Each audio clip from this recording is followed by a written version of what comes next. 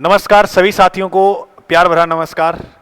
मैं अजय आपका स्वागत करता हूं जी हेल्प के ऑनलाइन प्लेटफॉर्म पर। हम पढ़ रहे थे राजस्थान का भूगोल और राजस्थान के भूगोल में हमारा जो टॉपिक चल रहा था वो राजस्थान की झील और आज जो है वो झील की 3 नंबर क्लास है। आज जो है वो झील की क्लास नंबर कौन सी है? 3 नंबर।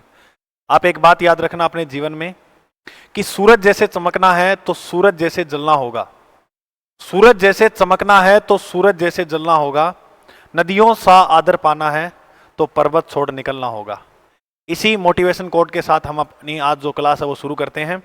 हम राजस्थान में जो झील पढ़ रहे थे वह मीठे पानी की झील पढ़ रहे थे और मीठे पानी की झील में मीठे पानी की जो झील पढ़ रहे थे उसमें मैंने आपको कल शायद लास्ट पुष्कर झील करवाई थी।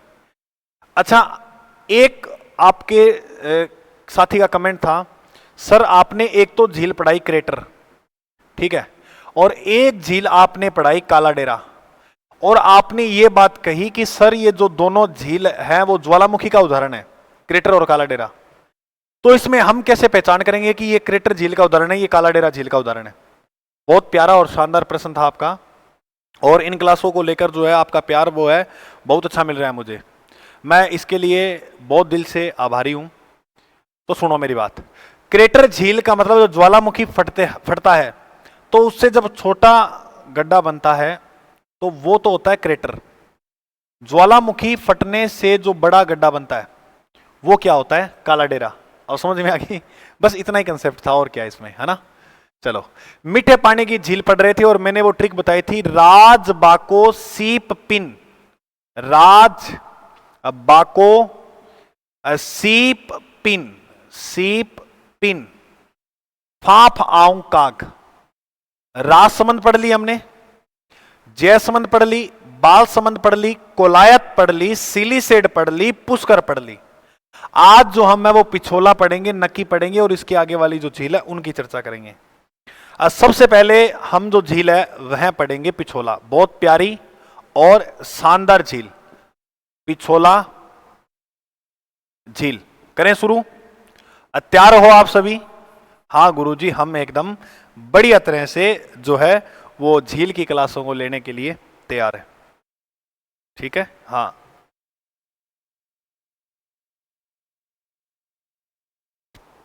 गोविंद जी, हाँ तो करें भाई, ठीक है। अब देखो, पिछोला झील की अगर बात करें तो झीलों की नगरी है उदयपुर। पिछोला झील जो है वह कहां है? उदयपुर में।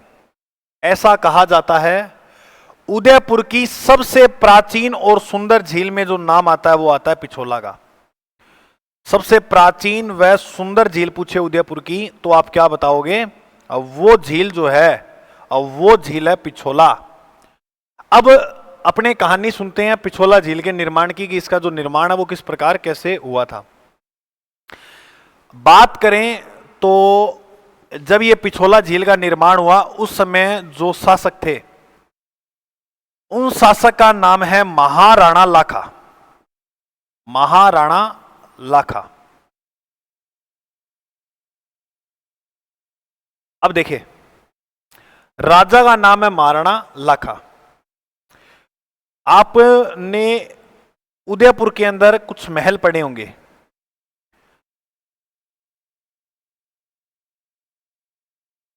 है ना, जिन्हें कहते हैं लेक पैलेस, या इन्हें राजमहल के नाम से भी, राजमहल उदयपुर के अंदर है। राजमहल कहां बने हैं? उदयपुर में। इसे लेक पैलेस भी बोलते हैं। राजमहलों का जो निर्माण करवाया गया था वह महाराणा उदय सिंह द्वारा जो है वो करवाया गया। महाराणा प्रताप के पिताजी जो है उनके द्वारा जो है इनका निर्माण करवाया गया। लेक पैलेस के पीछे क्या था कि खाली जगह थी, खाली जंगल थे, ठीक है। तो वहां पर क्या है कि कुछ गडरिये हो गए या कुछ जो है वो पशु चराने के लिए यहां पर आया करते थे। ऐसा बताया जाता है कि एक बार यहां एक बंजारा था, पिच्छू बंजारा, और उसे चिड़ीमार बंजारा के नाम से भी जाना जाता है। तो ऐसे बताते हैं जो पिच्छू बंजारा था ना वो अपने यहाँ बेल गाय वगैरह थी उसके पास, वो यहाँ चराने के लिए आया था। और डेली क्या है वो पानी वगैरह पिला के लाया ही करता था, लेकिन उस दिन वो उस बेल ने हो सकता है पानी नहीं पिया होगा। तब बताते हैं उसका एक बेल जो है वो यहां प्यास के कारण तड़प तड़प के जो है वो मर गया था। ये इधर उधर बहुत घुमा वो पिच्छू बंजारा कि कोई यहां पर ऐसा तालाब मिल जाए, झील मिल जाए, कोई कुआं मिल जाए जिससे मैं इसको पानी पिला दूं, लेकिन वहां उसको पानी की जो है वो पूर्ति नहीं हुई, जिस कारण उसका बेल मर गया। अब जैसे ही पिच्छू बंजारे का बेल मरा तो उसने अपने बेल की याद के अंदर यहां एक झील बनवा दी।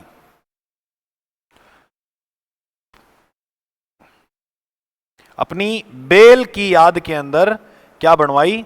एक झील। और ये जो झील बनवाई वो किसने बनवाई? पिच्छू बंजारे ने। इस कारण इस झील का नाम जो है वो पिछोला पड़ा।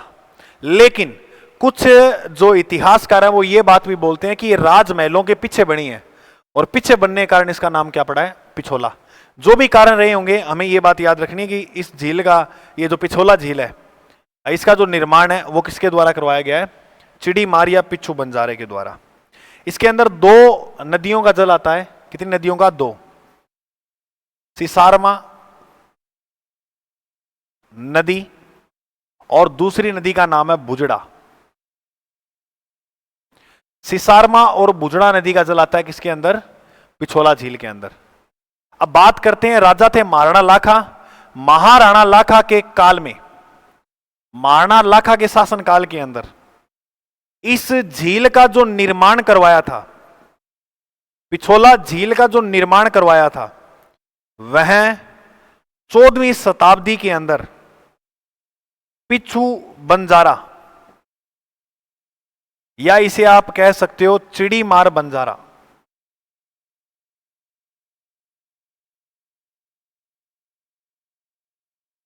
बंजारे ने अपने बेल की स्मृति में, बेल की स्मृति में निर्माण करवाया। तो राजस्थान की वो कौन सी झील है जिसका निर्माण एक बेल की याद में जो है वो किया गया है? तो याद रखना, वो जो झील है राजस्थान में, उस झील का जो नाम है वो क्या है? पिछोला झील। क्या है? पिछोला झील। अब एक बात देखो, महाराणा लाखा के काल में कोई व्यक्ति झील बनवा गया, कितनी अच्छी बात है। अब अच्छी बातें दो और सुनोगे तो आपके पैरों तले जमीन खिसक जाएगी। क्या सर ऐसी क्या बात है? तो देखो, जो महाराणा लाखा है, लाखा के काल में ही जावर के अंदर मिलती है चांदी की खान। किसके?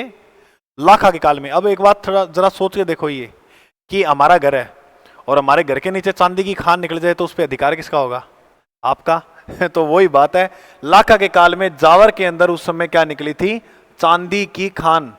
और चांदी की खान निकली तो इसलिए इसे लखी राजा भी कहा जाता है लाखा को।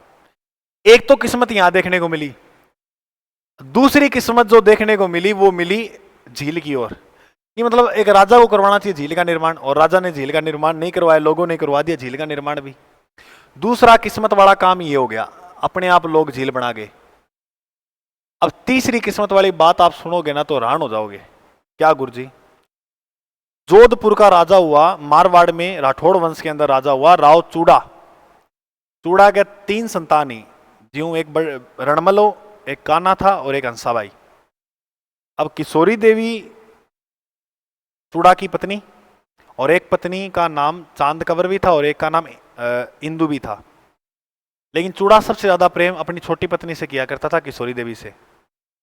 तो किशोरी देवी ने एक दिन बैठे बैठे पूछ लिया, हाँ हो, आप मेरे में कितना जी रखते हो? तो बस इतना ही चाहिए होता है पुरुष को। वो कहे एक बार तू पूछ तो सही, करना क्या है मुझे? तू कहेगी मैं वही कर दूंगा। तब बताया जाता है, उसने कहा कि मैं ये चाहती हूं कि अगला जो आपके बाद उत्तराधिकारी बने वो मेरा बेटा बने, कान्हा। और वैसे योग किसके? रणमल के योग में था राज शासन, तो क्योंकि रणमल बड़ा था और बड़ा बेटा ही जो वो राजा बनेगा। लेकिन उसने घोषणा क्या कर दी कि मेरा उत्तराधिकारी कान्हा बनेगा, और इससे फिर रणमल जो है वो नाराज हो गया। रणमल हंसाबाई के विवाह का प्रस्ताव लेकर गया था मेवाड़। और मेवाड़ में लाखा के दो बेटे थे, एक का नाम था राघव देव और एक बेटे का नाम था कुंवर चूड़ा। अब वो प्रस्ताव तो चूड़ा के लिए जो है वो लेकर गया था, लेकिन जैसे ही रणमल प्रवेश करता है मेवाड़ के अंदर, हाथ में नारियल ले रखा था और नारियल को जैसे ही हाथ में देखो, इसकी उम्र बहुत है भाई, टेनियों खड़े हो गई यहां, मतलब एकदम अकड़ के बैठ गया और बोला कि रणमल आया और रणमल के बोला महाराज राम राम नमस्कार। तो कह लाखा ने कहा हाँ भाई बताओ क्या काम आए हो। तो बोला दिखता नारियल है मेरे हाथ में तो मैं क्या काम आऊंगा। तो रणमल के इसने लाखा ने कहा कि कर लो आप भाई जो करना है, मैं तो क्या बोलूं। तब रणमल कह सुसरा जी थे तो मजाकी बहुत हो, ये तुम्हारे लिए प्रस्ताव नहीं है, तो ये प्रस्ताव है किसके लिए, चूड़ा के लिए। इतनी बात बोलते ही लाखा का तो दिल टूट गया। अब रणमल को बात तो पता लगी कि यार लाखा को अपने बस में कर लें तो सब कुछ हो सकता है। तो रणमल ने ऐसे किया, चूड़ा के साथ विवाह करने के बजाय वो जो प्रस्ताव आया था हंसाबाई वाला, वो किधर मोड़ दिया, लाखा की तरफ।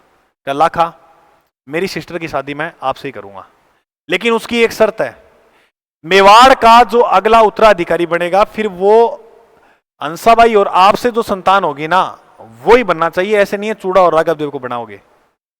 फिर लाखा ने इसको बनाया था चूड़ा को, और चूड़ा ने मेवाड़ छोड़ दिया था, इसलिए इसे विषम पितामह कहते हैं। मेवाड़ का विषम पितामह किसे कहते हैं, चूड़ा को।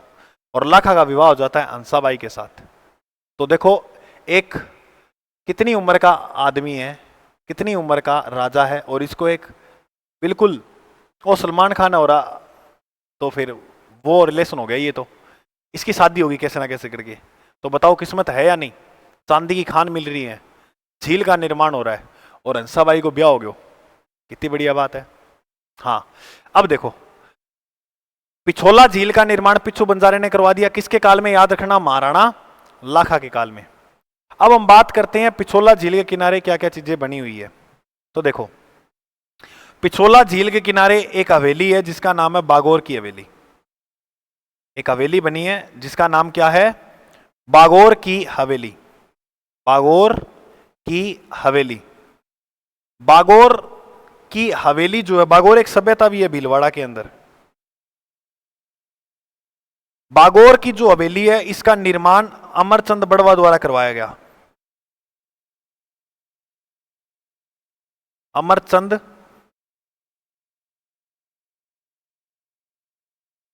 बड़वा द्वारा। बागोर की हवेली में विश्व की सबसे बड़ी पगड़ी रखी हुई है। अगर आपसे प्रश्न पूछे विश्व की सबसे बड़ी पगड़ी कहां है, तो राजस्थान में ही है। सबसे बड़ी पगड़ी जो है वो रखी गई है, विश्व की सबसे बड़ी पगड़ी जो है वो कहां, बागोर की हवेली के अंदर ही जो है वो रखी गई है। इसके अलावा इसी झील के पास यहां पर बना हुआ है नटनी का चबूतरा। नटनी कह दो या गलकी का चबूतरा, किस झील के पास बना हुआ है, पिछोला झील के पास। नटनी को लेकर भी एक कहानी जो है वो सुनने को मिलती है। पहले तो आप ये बात याद रखो, नटनी का जो चबूतरा वो किस झील के पास बना हुआ है, वो पिछोला झील के पास।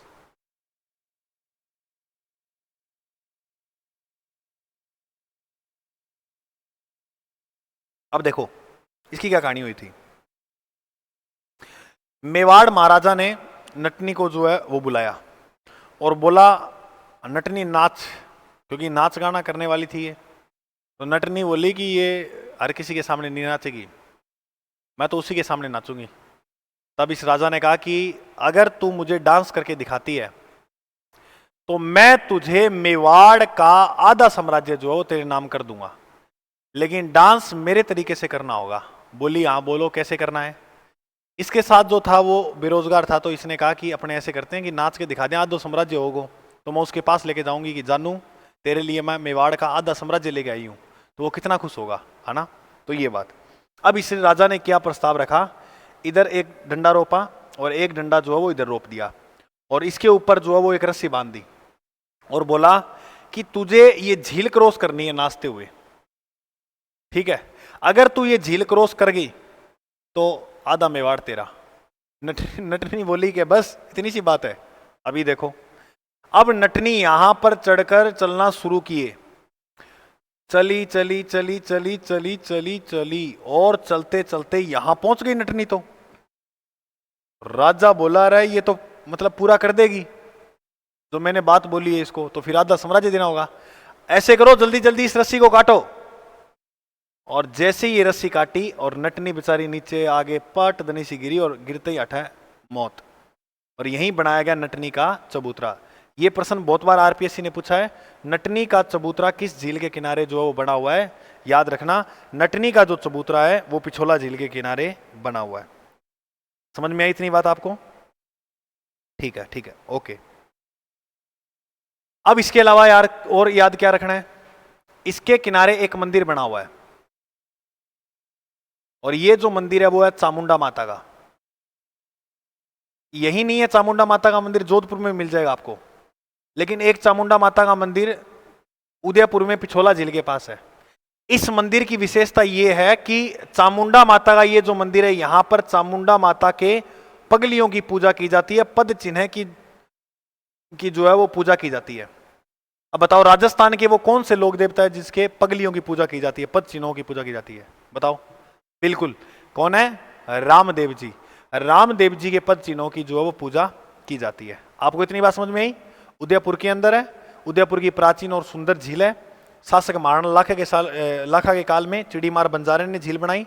नटनी का चबूतरा है, बागौर की हवेली है, लेक पैलेस बने हुए हैं, चामुंडा माता का जो है वो मंदिर है। ठीक है, और सर इस झील के पास क्या क्या है अभी पढ़ते हैं भाई। देखो, ये पिछोला झील हो गई। राजस्थान में आप पढ़ने को मिलता होगा आपको कि पश्चिम क्षेत्र सांस्कृतिक केंद्र, तो वो इसी के किनारे बना हुआ है। राजस्थान का पश्चिमी क्षेत्र सांस्कृतिक केंद्र। अब पश्चिम नाम आते ही आपको ये ऐसा जिला देखोगे जो पश्चिमी राजस्थान के अंदर है, लेकिन याद रखना है, मोस्ट इंपोर्टेंट क्वेश्चन है, ये आया भी हुआ है। पश्चिमी क्षेत्र सांस्कृतिक जो केंद्र है और वो कहां पर है? पिछोला झील के पास। एक तो ये बात याद रखनी है।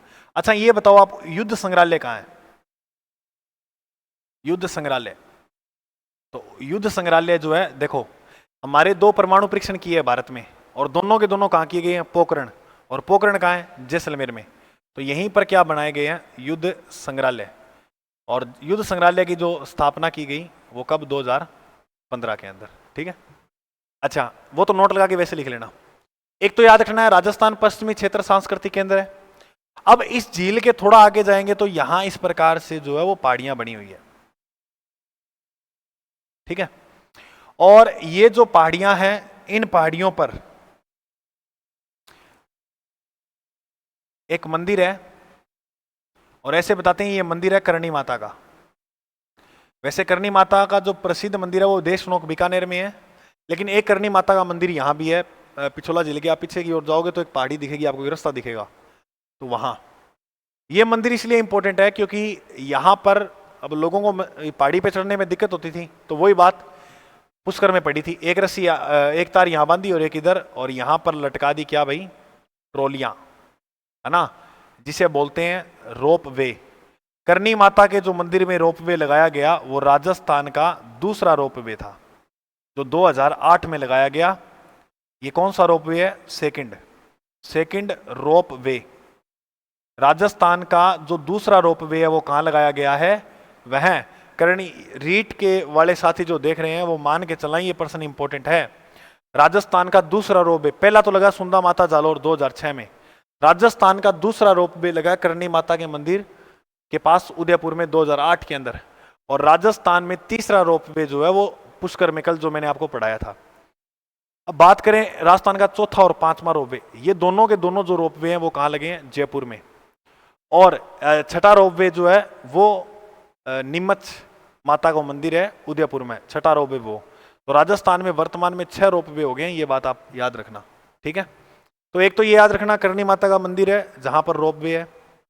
इसके अलावा इस झील के अंदर 2 टापू है।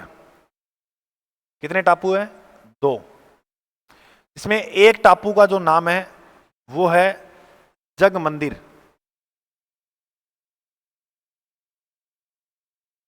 और दूसरे टापू का जो नाम है वो है जग निवास। सबसे पहले अपने कहानी ये देखते हैं कि इन जो ये दो महल बने हुए हैं, एक का नाम है जग मंदिर महल और दूसरे महल का नाम है जग निवास महल। ये दोनों महल किस झील के अंदर है? तो पहला प्रश्न तो ये याद होना चाहिए, ये दोनों के दोनों महल जो है वो पिछोला झील में। एक का नाम है जग मंदिर और एक का नाम है जग निवास। फिर आप एक और ये बात याद रखना कि यहां पर एक नाव चलाई गई, एक नाव चलाई गई जो भारत की पहली या राजस्थान की प्रथम सौर ऊर्जा से चलने वाली नाव।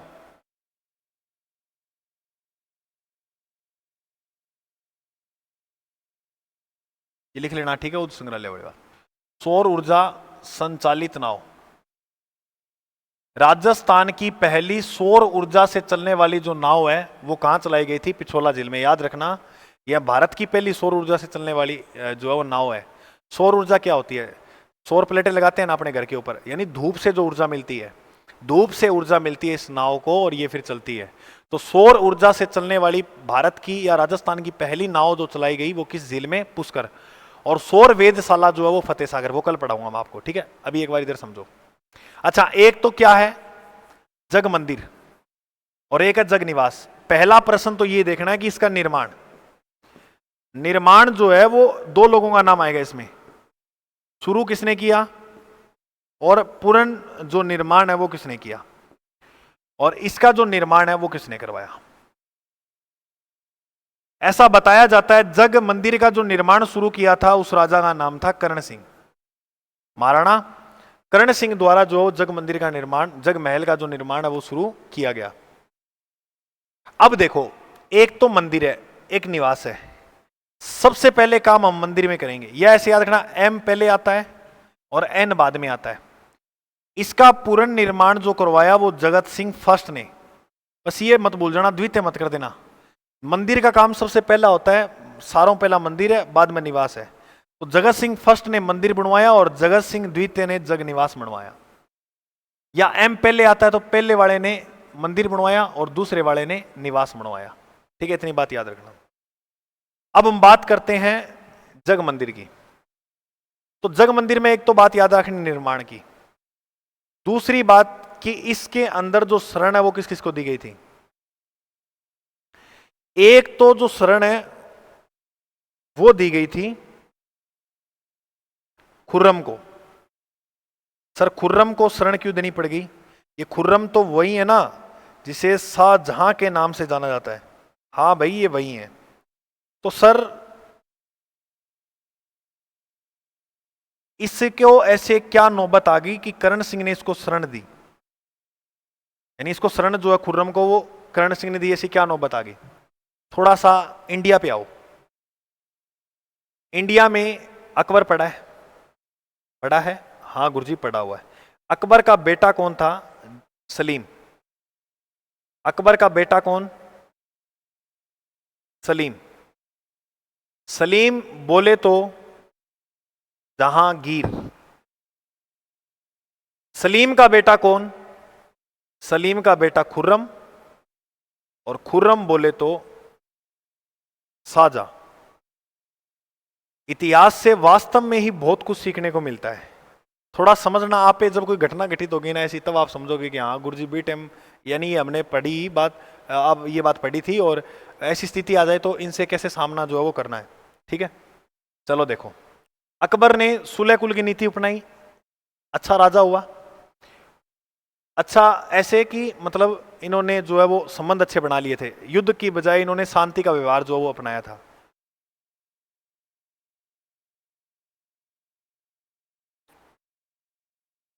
आगे देखो, अकबर ने छोड़ो, अब मेन बात जो आती है वो ये आती है,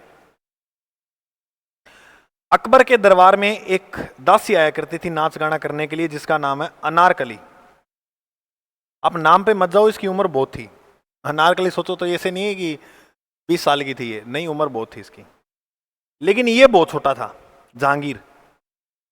सलीम क्या है, ये नाच गाना करने आती थी तो इस आंटी के ऊपर मोहित हो गया सलीम, और इसको देखकर गाने गाता कि नैनों में सपना, सपनों में सजनी, और सजनी पे दिल आ गया। थोड़े समय बाद ये बात जो है वो साम्राज्य में फैलने लगी कि सलीम तो 24 घंटे में से 18 घंटे इसके पीछे रहता है। सलीम ने बाजार में सामान लेने भेज दियो तो भाग के अनारकली के पीछे। अब ऐसी स्थिति आ गई थी कि अकबर सलीम को ढूंढता था ना, तो लोग ये बोलते थे, अरे मूर्ख है, अनारकली को ढूंढ, जहां अनारकली होगी वहीं सलीम होगा। और इसके लिए बहुत गाने फेमस भी हुए थे, अरे छोड़ छाड़ के अपने सलीम की गली, अनारकली डिस्को चली, है ना। तो सुनो, अब बात ये हुई कि अकबर ने बहुत समझाया लेकिन सलीम नहीं माना, तो अकबर ने अनारकली को दीवार में चिनवा दिया। अनारकली ने कहा था मैं क्या करूं, मैं तो खुद नहीं देखती उसको, वो मेरे पीछे रहता सारा दिन। लेकिन अनारकली को दीवार में चिनवा दिया, कोई बात नहीं है, अनारकली दीवार में गई। लेकिन जैसे ही अनारकली इसके जीवन से गई, ओहो, इसको ऐसा सदमा लगा, इसने मतलब खाना पीना छोड़ दिया सब, नहीं कोई काम करता था, ना कोई काम में रुचि लेता था, सुना एकदम कमरे में बंद जो है वो पड़ा रहता था सारा दिन। अकबर को चिंता हो रही थी कि मतलब मेरा उत्तराधिकारी ऐसा कैसा है ना प्रतीत हो रहा है। अकबर ने बहुत प्रयास किया लेकिन नहीं। फिर अकबर ने कहा कि चलो किसी और को लाइफ में ले आते हैं इसकी, अगर इसकी लाइफ में कोई और आ जाएगी तो ये हो सकता है उसको भुला दे, ठीक है। और ऐसे करते करते इसने काफी विवाह करवाए थे, लेकिन अनारकली वाली जो पूर्ति है वो कोई भी शादी इसकी नहीं कर रही थी अभी तक। अब बात ये हुई कि सलीम जो है वो बैठा था एक दिन, टाइम भी थोड़ा बीत गया अब उस बात को। तब अकबर ने दिल्ली अभियान के लिए बैराम खां को भेजा, या बैरम खां को भेजा, और अकबर ने कहा बैरम इसको भी ले जाइए, सारा दिन घर पे पड़ा रहता है अकेला। तब सलीम बताते हैं दिल्ली में उसके साथ अभियान पे चला गया था, और दिल्ली के अंदर इन्होंने वो जो अभियान है वो जीत लिया था। और यहाँ पर जितनी भी महिलाएं दासी वगैरह जो है वो बनाकर अपनी माता के हरमदल में भेज दी, और वो सारी जो महिलाएं हैं वो माता के हरमदल में माता की सेवा में भेज दी। अब एक त्योहार आता है इनमें नवरोज का, यानी नव वर्ष का त्योहार है, ये बलबन ने शुरू किया था। नवरोज, सिजदा, पाएबोस, ये प्रथाएं बलबन द्वारा शुरू की गई थी। अब देखो क्या कहानी होती है। कहानी ये हुई कि दिल्ली के अंदर जब नव वर्ष के त्योहार पर, नवरोज के त्योहार पर जहांगीर अपनी मां से मिलने गया, तो जहांगीर की माता के एक महिला, एक लड़की पैर दबा रही थी, और जहांगीर जाके बोला अरे ये कौन। और जैसे ही उसने जहांगीर की तरफ ऐसे देखा तो जहांगीर ने उसका हाथ पकड़ के और गले लगा लिया और बोला कि तेरी जगह कदमों में नहीं है, मेरे दिल में है। अब गले लगाया है तो इसका मतलब ये है कि अब ये वो लड़की इसको मिल गई है जो अनारकली की पूर्ति जो है वो करेगी। और इसका नाम था, उस जो दिल्ली में जो मिली थी उसका नाम था मेहरुनिसा बानो। क्या नाम था? मेहरुनिसा।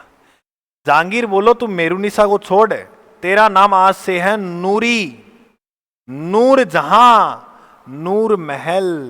नूर का मतलब होता है सुंदर और जहां का मतलब होता है संसार का, संसार की रोशनी है तू, बाकी तो छोरियां यही है, तू ही है जो है। अब जहांगीर ने इसको ये उपाधि देकर और अपने पास जो है वो रखना शुरू कर दिया। ऐसे करते करते इसका बेटा भी हुआ आगे, खुर्रम। लेकिन नूरजहां ने विश्वासघात किया जहांगीर के साथ, और इसने अपना एक गुट तैयार किया। उस गुट के अंदर अपने पिताजी गयास बेग, अपनी माता असमत बेग, आसफ खां, चचेरे भाई वगैरह का पूरा जो है वो सेना के अंदर नियुक्त कर दिया इसने। मतलब नूरजहां का पूरा परिवार जहांगीर की सेना में सर्वोच्च पदों के ऊपर था। किसी को असफ साला का प्रधान नियुक्त कर दिया, किसी को कोषाध्यक्ष नियुक्त कर दिया, किसी को मुख्य सेनापति, सेना अध्यक्ष नियुक्त कर दिया। अब और जो इसकी जहांगीर के भाई वगैरह थे उनकी शादियां भी जो है वो अपने चाचा की बेटियों के साथ करवा दी। मतलब पूरा अपना जो है वो गुट तैयार कर लिया किसने? नूरजहां ने। और इस गुट का विद्रोह किया किसने? खुर्रम ने। तब नूरजहां ने एक व्यक्ति को भेजा इसको मारने के लिए, खुर्रम को। और खुर्रम को जैसे ही मारने के लिए भेजा तो खुर्रम भागकर आ गया कहां? मेवाड़। और मेवाड़ में जो आके शरण लेता है किसके पास? कर्ण सिंह के पास। तो बात समझ में आई कि खुर्रम ने जो शरण है वो कैसे ली, है ना। ठीक है, अब दूसरी बात करें तो दूसरा आता है 1857 की क्रांति का पहलू। 1857 की क्रांति में एक स्थान है नीमच, ये अपना राजस्थान है, और राजस्थान के अंदर, है ना, ये मेवाड़ के अंदर ही आया करता था पहले, अब तो मध्य प्रदेश में चला गया। नीमच जिला, नीमच मध्य प्रदेश का ऐसा जिला है जो राजस्थान के तीन ओर घिरा हुआ है। राजस्थान से तीन तरफ से घिरा हुआ जिला कौन सा है? नीमच। अब नीमच में जो विद्रोह होता है वो 3 जून को, नीमच में अक्सर कितने हैं? 3 जून 1857 को नीमच में विद्रोह हुआ। हीरा सिंह के नेतृत्व में यहां विद्रोह हुआ था। अब यहां की कहानी सुनो। यहां पर एक अंग्रेज अधिकारी था जिसका नाम था एबोट। अंग्रेज अधिकारी का नाम क्या था? एबोट। और यहां पर मोहम्मद अली बेग भी सहयोगी था हरि सिंह का। अब एबोट क्या है कि नीमच के अंदर जितने भी क्रांतिकारी थे उनको अपने अधीन करने की शपथ दिला रहा था कि आप हमारे अधीन हो जाओ। तब यहां मोहम्मद अली बेग विचर गया और मोहम्मद अली बेग बोलो, सुनो, आपने आज तक हमारी कोई बात मानी है क्या? अवध की थी बेगम हजरत महल और अवध पर आपने कुप्रशासन का आरोप लगा के हड़पा था। कु मतलब बुरा प्रशासन। डलहौजी को, मतलब डलहौजी अंग्रेज था, उसने हड़पा था अवध को कुप्रशासन का आरोप लगा के। और 1857 की क्रांति में सबसे ज्यादा जो सेनापति भाग लेने वाले थे वो अवध के थे। तो मोहम्मद अली बेग जो है वो यहां बिचर गया और एबोट जो है वो इनका जवाब, इनकी बातों का जवाब जो है वो सही ढंग से नहीं दे पाया। तो मोहम्मद अली बेग ने तय बुला दी किसकी? एबोट की। एबोट की हत्या कर दी और एबोट के साथ यहां पर नीमच में 40 अंग्रेज अधिकारी और इनका पूरा परिवार यहां आया हुआ था, यहां रह रहे थे। अब क्योंकि इनकी तो प्रभुत्व जम ही गया, ये तो सोच रहे थे हमें निकालने वाला कौन है। अब आपल्ला बिरचे को नहीं और बिच रहे जो तो हिसाब बिच रहे कि के कहने की बात। अब जैसे ही एबोट की हत्या की तो यहां अब अपने वालों को सारों को इकट्ठा करके बोला, सारे लठ लिया और निकाल के इन अंग्रेजों घर को बाहर निकाल के पानी में डुबो के, नहरों में डुबो के मारेंगे। अब बताया जाता है इन 40 अंग्रेज अधिकारियों के परिवार को जे आपल्ला पीटे, औरतां, टाबर, आदमी जो ही आगा हुआ भेड़ भेड़ भेड़ बहुत टिका के पीटे और यहां से जान बचाकर भागते हैं। और यहां एक गांव है चित्तौड़गढ़ में, डूंगला गांव, और डूंगला गांव में आकर रूगाराम जाट को बोलते हैं, दादा हमें आजाद बचा ले बस, एक बात जो ही कहुआ थे मैं वो करांगा।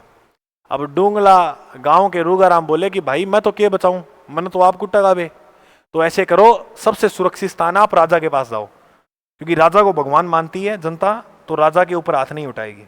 ठीक है, तब यहां से ये राजा के पास गए और उस समय जो राजा था क्रांति के समय वो था स्वरूप सिंह। तो नीमच से भागे 40 अंग्रेज अधिकारियों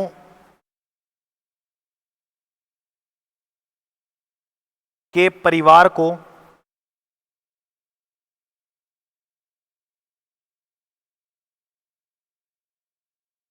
स्वरूप सिंह ने शरण दी। 40 अंग्रेज अधिकारियों के जो परिवार को शरण दी थी वो किसने दी थी? मेवाड़ के राजा स्वरूप सिंह ने। तो ये बात याद रखना। ये कहां से भागे थे? नीमच। और नीमच वर्तमान के अंदर एमपी के अंदर है। उस समय मेवाड़ के अंदर जो है वो आया करता था नीमच। बोलो आपको इतनी बात जो है वो समझ में आई? हाँ ठीक है। अब देखो इसी झील के पास बनी हुई है दुग्ध तलाई। इसी झील के पास जो है वो क्या बनी हुई है? दुग्ध तलाई। अगर आपसे प्रश्न पूछे दुग्ध तलाई कहां है, तो उदयपुर में। उदयपुर में किस झील के किनारे? पिछोला। अच्छा सर, एक रक्त तलाई भी है। रक्त मतलब खून, रक्त मतलब खून, और खून बहा था हल्दी घाटी में। खून कहां बहा था? हल्दी घाटी में। तो रक्त तलाई हल्दी घाटी के पास है। तो ये हमारी झील जो है वो हो गई कंप्लीट। कौन सी? पिछोला। बिल्कुल सिंपल झील है, एक बार फिर देखते हैं हम। उदयपुर में है, उदयपुर की प्राचीन और सुंदर है, दो नदियों का जलाता है, सिसारमा और भुजड़ा। पिछोला झील के किनारे नटनी का चबूतरा है।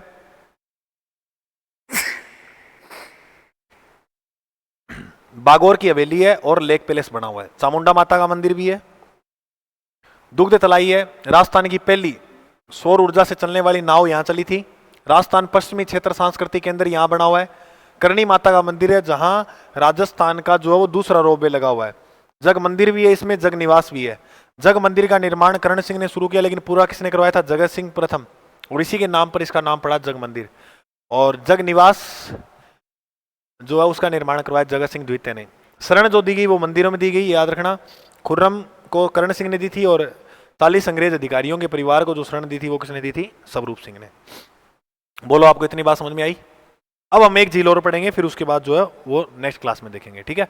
एक झील और छोटी सी है, उस झील का नाम है नक्की। तो आप हेडिंग लगाओ, नक्की झील।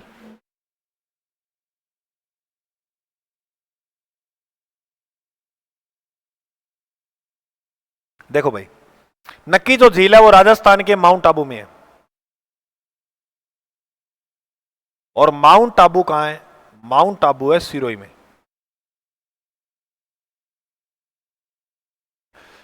अब देखो, नक्की झील की अगर हम बात करें तो नक्की झील का जो निर्माण है वो ग्रंथ और में ये लिखा मिलता है कि नक्की झील का जो निर्माण है वो देवताओं ने अपने नाखून से किया है। राजस्थान की वो कौन सी झील है जिसका निर्माण देवताओं ने अपने नाखून से किया?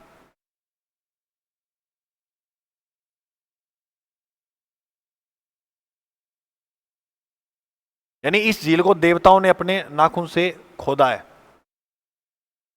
ठीक है। तो वो झील है नक्की।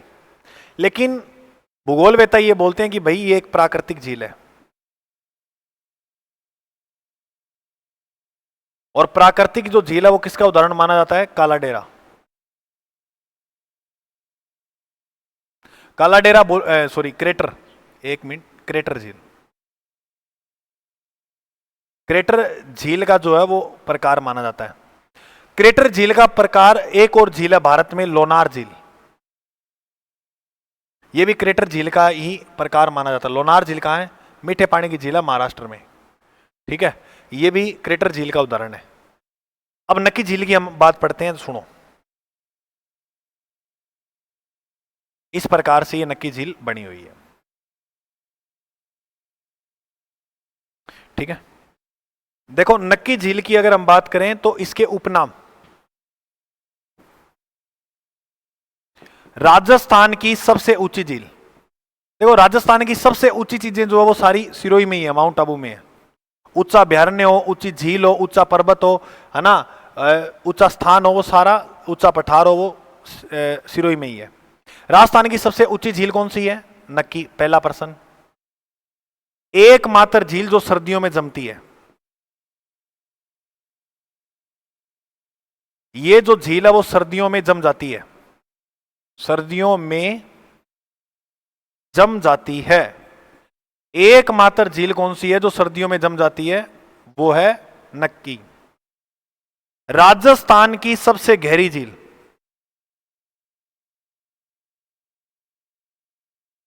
गहरी जो झील है वो भी कौन सी है? नक्की। इतनी बात आपको याद रखनी, तीन बात। राजस्थान की सबसे ऊंची झील, राजस्थान की सबसे गहरी झील, और ऊंची है इसलिए ये जम भी जाती है, ठीक है। इस झील में घास पाई जाती है, कारा घास, जो इसको क्या कर देती है? प्रदूषित। इसको क्या करती है? प्रदूषित। तो नक्की झील किससे प्रदूषित होती है?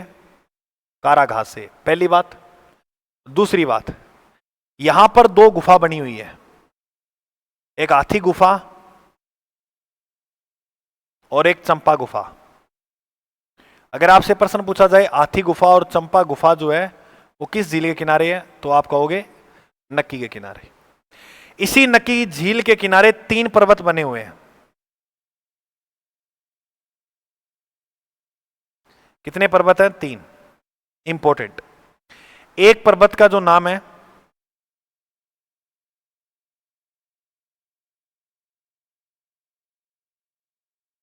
उसका नाम है नन रोक। दूसरे का नाम है टोड रोक।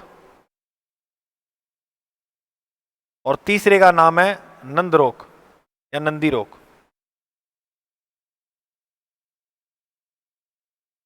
नन रोक, टोड रोक और नंदी रोक। अब इनकी आकृति याद रखना। नन रोक की आकृति है महिला के घूंघट के समान।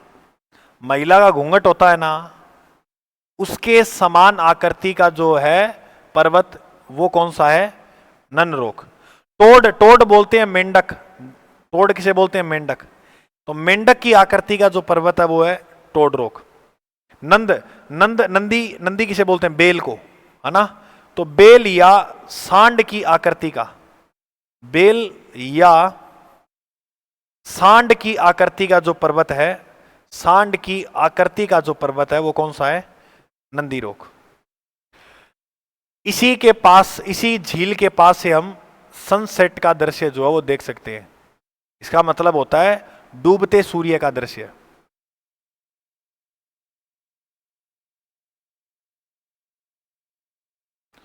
डूबते हुए सूरज का दृश्य जो है वो हम कहां से देख सकते हैं? नक्की झील के पास से डूबते हुए सूरज का जो है वो हम दृश्य देख सकते हैं।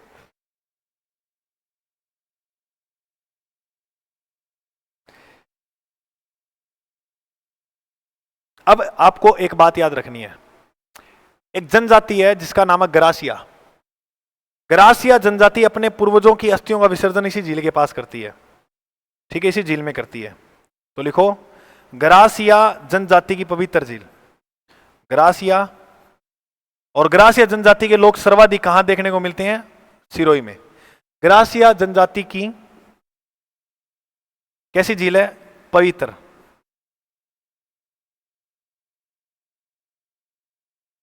अच्छा, गरासिया जनजाति की पवित्र झील कौन सी है? तो आप कहोगे नक्की। ठीक है, पवित्र झील तो आपने बता दी, नक्की। अगर मैं आपसे प्रश्न पूछूं, बताओ गरासिया जनजाति का पवित्र पक्षी कौन सा है? गरासिया जनजाति का पवित्र रंग कौन सा है? बताओ। तो गरासिया जनजाति का पवित्र रंग जो है वो है सफेद। कौन सा रंग है? सफेद। और गरासिया जनजाति का पवित्र पक्षी है मोर। पवित्र पक्षी कौन सा है? मोर। और नोट लगा के लास्ट बात कर लेना, नोट लगा के लास्ट बात लिख लेना, नोट। मोर खाना कौन सी जनजाति के लोग पसंद करते हैं? मोर खाना कंजर जनजाति के लोग पसंद करते हैं।